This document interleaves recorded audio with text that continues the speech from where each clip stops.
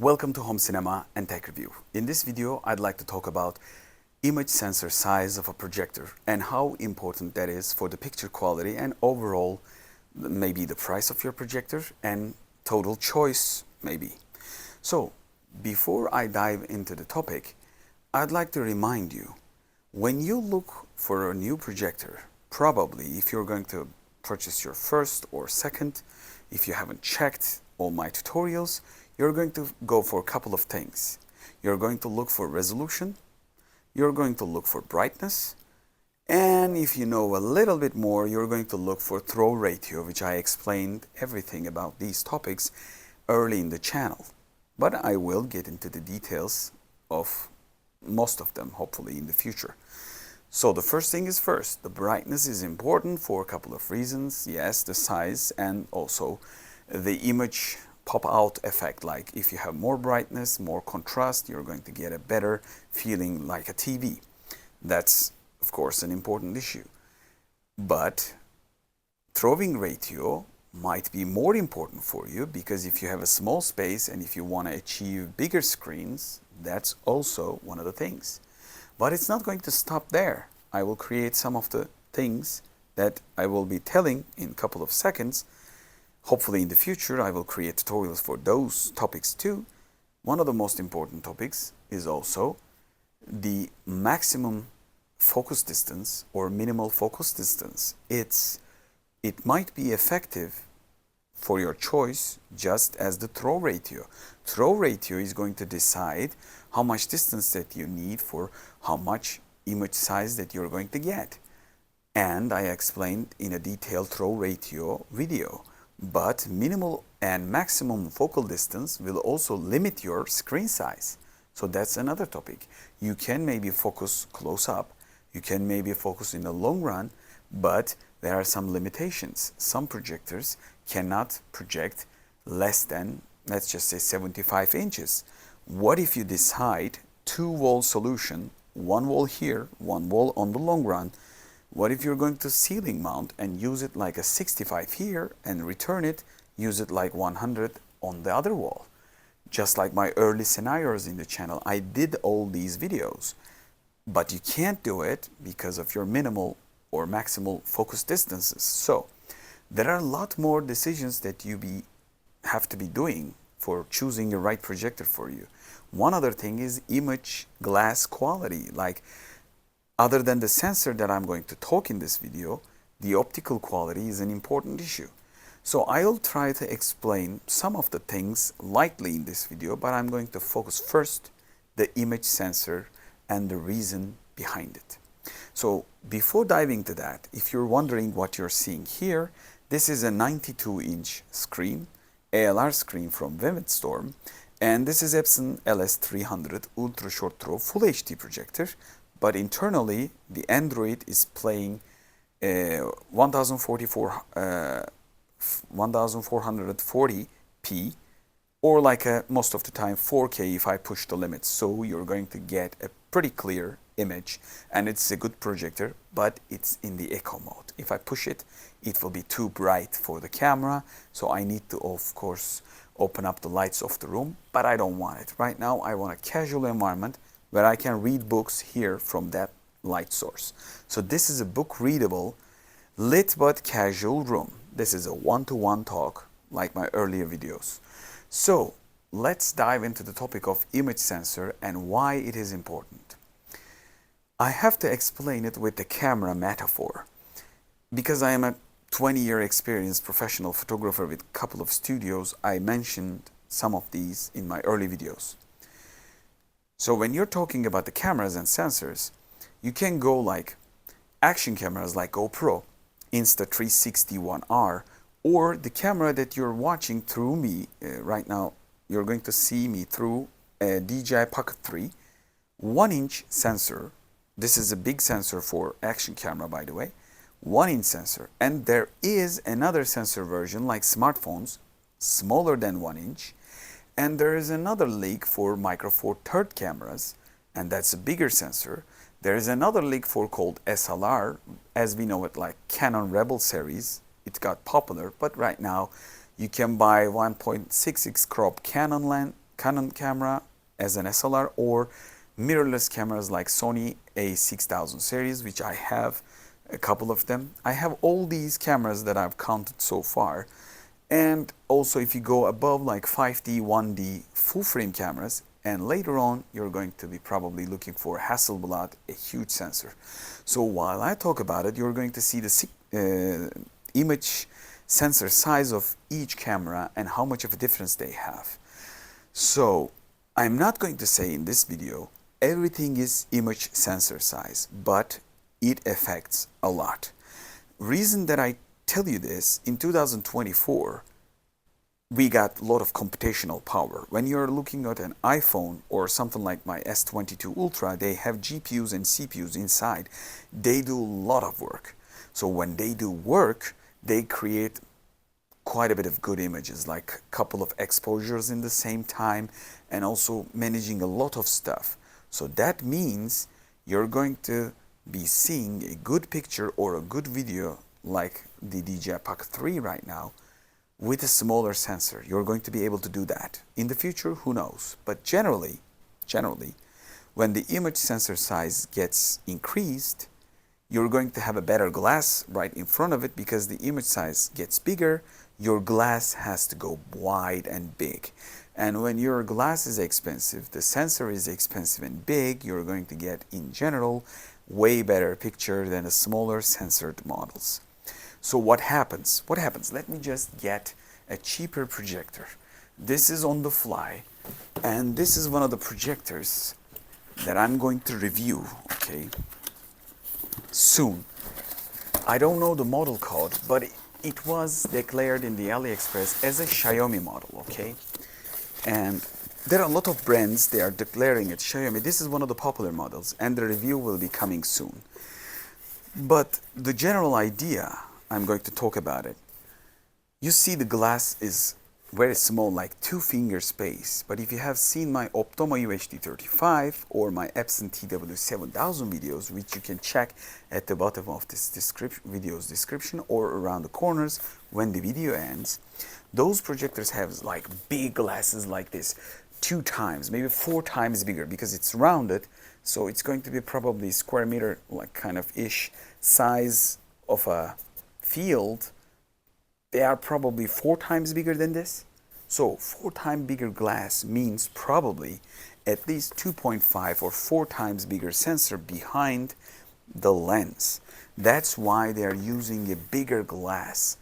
So when you pay extra, your sensor size increase, your glass quality increase. Those 2 things will affect hugely on your image quality.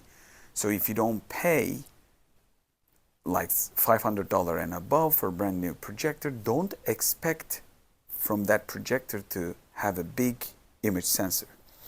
Of course, nowadays, like I told you, you got like GPU, CPU power, and computational power could increase the image quality, and LEDs and laser light sources are easier to focus, so they can get away with the contrast, okay?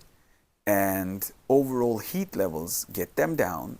They can concentrate their light source with a smaller glass, but it doesn't matter.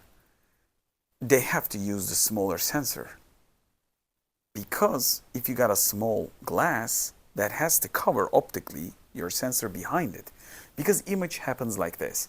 You got a light source, it's not important, laser, LED, or bulb, it doesn't matter. You got a light source. You get a roughly an image producing part like sensor. I can talk about it like this: image sensor, light source, and optical element on the front. It doesn't matter how many optical elements you have. Like you could have 10 or 5 or 2 or 1 single lens, single LED projector. It doesn't matter. Like you can have a light source for each color of the wheel, like Epson 3 LCD kind of stuff. I'm not talking about that, but basically you got a image, light, and right in the front glass. So if you got a big optic, big sensor, voila, you win. It's not ending there, of course. Contrast issue, light source, potentially lifetime. There are a lot more things to consider, but these 2 things are going to affect. Also, your panel or screen technology will give you the ability to use it HDR mode, SDR mode, or also tune up with the chipset that you have, like you can calculate the, tune colors and brightness and stuff. Those are the things are the most important ones. But when you look at the manufacturer's website, Epson, BenQ, ViewSonic, Optoma, they tend to declare their sensor sizes or technologies. So if you don't find it with the sensor size, you can look for image size. You can look for technology. They sometimes write down technology. And inches like 0.35, 0.37, 0.63, 0.65-ish. So if you have seen the 0.35 or 0.40, and if you've seen 0.65, you got like 50% bigger sensor. So that's why you're paying, instead of a $500, you're paying $1,000+.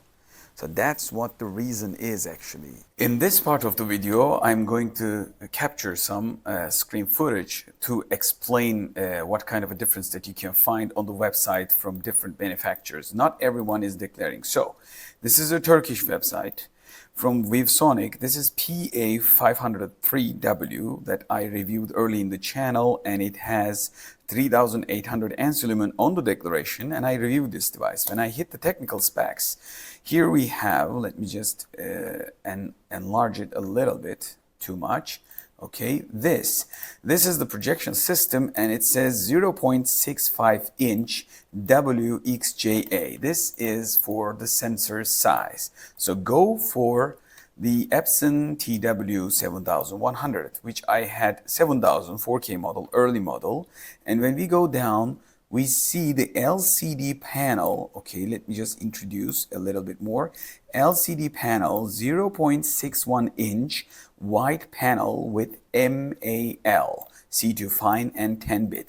Of course, the 10-bit, the resolution, the HDR, the specs, everything matters. It's not just about the image size, as I mentioned in the rest of the video, through the rest of the video. But that is a fact that you should be looking out for.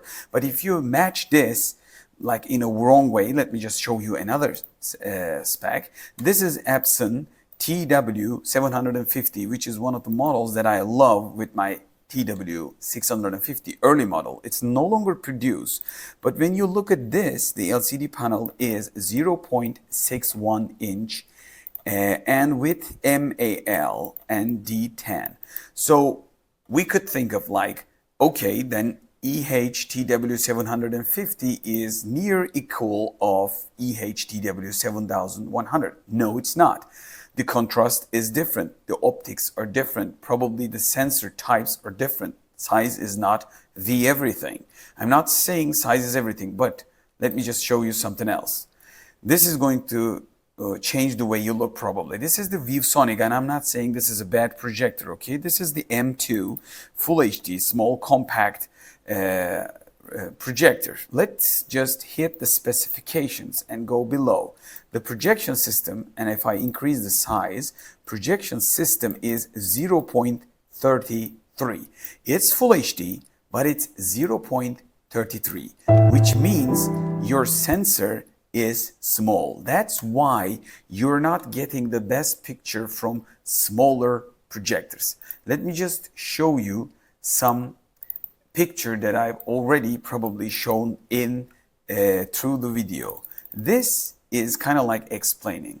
This is the resolution of 4K, let's just say DLP 4K UHD DMD chip, okay, 0.666, and this is the 0.47.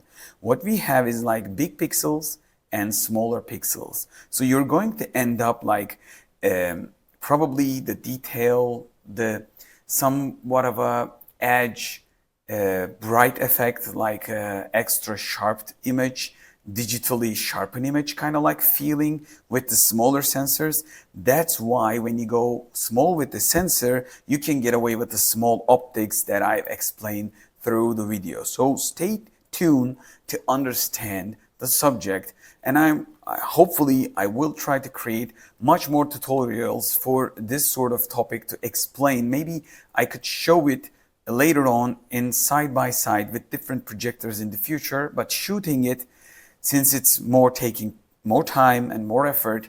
I just want to make at least just like a screen capture kind of like a video. That's why this BenQ is like maybe $300 in the brand new 350, and this Epson TW7000 is above like $2,500. So these are not cheap stuff, but this is like probably $700 or $800 TW750 if you can't find one.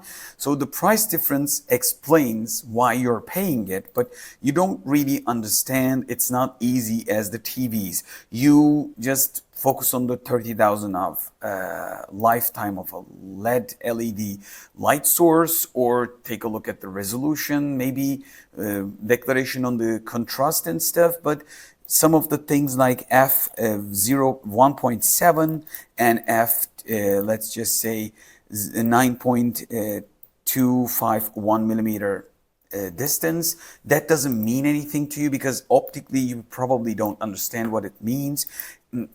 And also the sensor size is just also affecting the optical zoom function of the projector, throw ratio of the projector, what kind of a glass. What I mean by that, like entire video, you can get away with a way smaller optic if you got a way smaller sensor at the back from the basic point of view. So that's why you are having cheap single LED projectors. They have good image considering the price of their condition, but basically you are giving something away in a return of getting a cheap product. So don't forget about this. Try to look into details, and if you don't know, you can ask at the comment sections. Some people will probably answer you, not just me, hopefully, if this becomes a community. And let your information to be shared under the comment section. If you have experience, share that at the comment section. If you think that I'm explaining in a technical way, but in a kind of like a wrong way, you can also point that out. I can revise and shoot another video. I'm not bored with this topic because just like this, I just want to make these things bigger. This is a full frame, above the full frame, the medium format like a Mamiya or Hasselblad, kind of like big cameras that I've used in the studios. The sensor size is huge, like maybe palm of a hand, quite big. And the full frame I've used about probably 10 years, full frames. Nowadays I don't use full frames because I don't think I need it in my studio setup. I got lots of light and I don't need a big camera, and I don't want to carry big lenses. So I am okay with the APC or APC-H, kind of like sensor sizes. But basically I shoot my videos in my other channels that I create content for millions of views. I use smartphones and also micro four thirds and 1-inch sensor cameras like DJI Pocket 3 and sometimes even action cameras. And I color graded them. So that's why the technology is evolving. Smaller sensors might create good picture, but basically when it comes down to the projectors, you have to know the limitations. I'm showing something different, I know, but try to read as much as you can to learn more. Not just the glass, not just the tilt shift, not just the, image sense, some of the technologies like remote control, smart functions and stuff. It's basically most of the time cost. So what the single LED or small projector manufacturers are doing, they're using a small sensor and small glass, and they're using most of the time, and I'm not saying all of them are doing this, they're using Android without licenses, like no Netflix license, proper license, no Android license, no Google Play license. Actually, they give you all that, but without licenses, like open source license, they call it maybe. So you don't know what kind of a vulnerability in the future with the malware that you're getting. But with the Epson, they have the license, I know it, and I'm quite happy with it. It came with the Android 9, and right now it's Android 11 or 12. So it upgraded a lot. Last year, in the end of the 2023, I got an update with 1.2 gigabytes, probably full operation system got upgraded.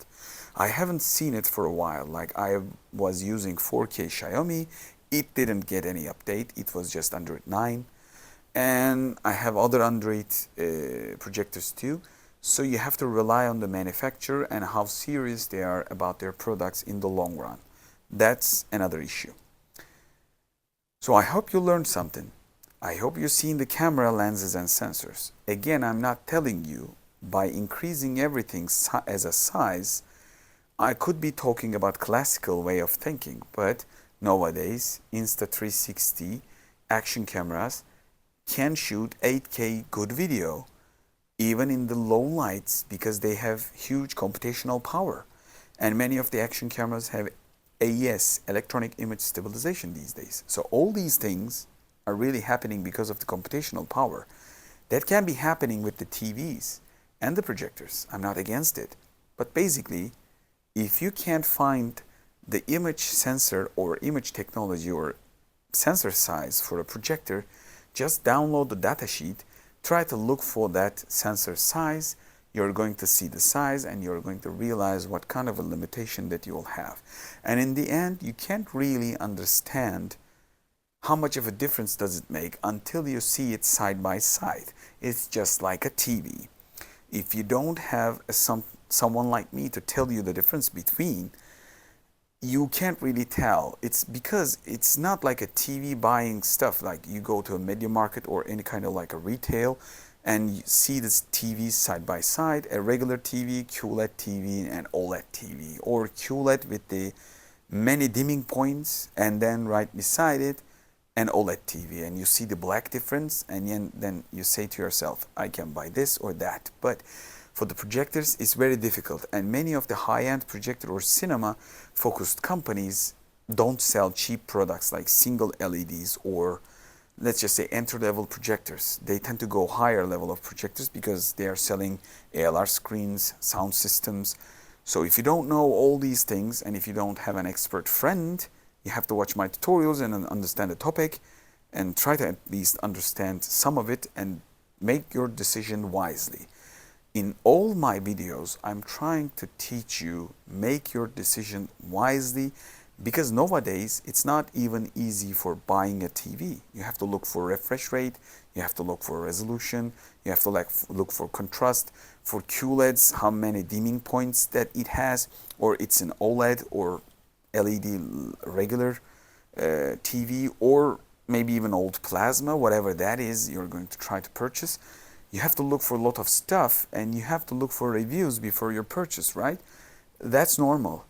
But for the projectors, you're not going to be able to understand the picture quality difference with bigger sensor and bigger glass and smaller sensor and smaller glass cheap projector side by side. Resolution is not everything. And I made a dedicated video about 720p bull projector, and it's right now under the seat. It's going to be reviewed in upcoming bargain series, hopefully. And it's a $200 projector. It's 720p. I compared it against this, okay? And just, it beats the thing, beep, I'm not going to say it, out of this thing. So it's, resolution is not everything. This is called Full HD, or even if it's 720p, basically there's a huge sharpness difference because of the sensor, because of the optical quality, and because of the power behind it, like a huge lumens power difference. You have to consider a lot of stuff. All I'm saying, again, you can look for resolution, but don't focus it too much. You can look for brightness. It's important for the screen size, and I will hopefully create a big tutorial about it, but try to focus how good your glass is, okay, how the build quality is good, how the image sensor size is big or not, and how much money that you got in total, and try to find a middle ground for what you're doing. If you haven't watched my how to buy best projector for the lowest cost, bargain, kind of like catching the bargain projectors video, you can go back and watch that video after this. around the corner somewhere, and you're going to learn how you can find in the second-hand market quite a bit of good budget picture, near great picture quality considering the price, how you can find them in the second-hand or maybe even brand new. I hope to see you in the next video. This is Home Cinema and Tech Review. I'm shooting this video late at night, like 1 o'clock. My kids are in sleep. So these videos are not getting paid, not sponsored.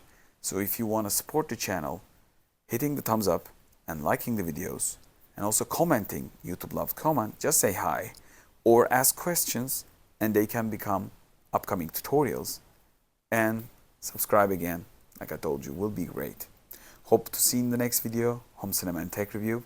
Any kind of hardware that you see in this video, and even the TV that you don't see behind this ALR screen, I made comparison videos against projectors, TV versus projector, ALR without ALR.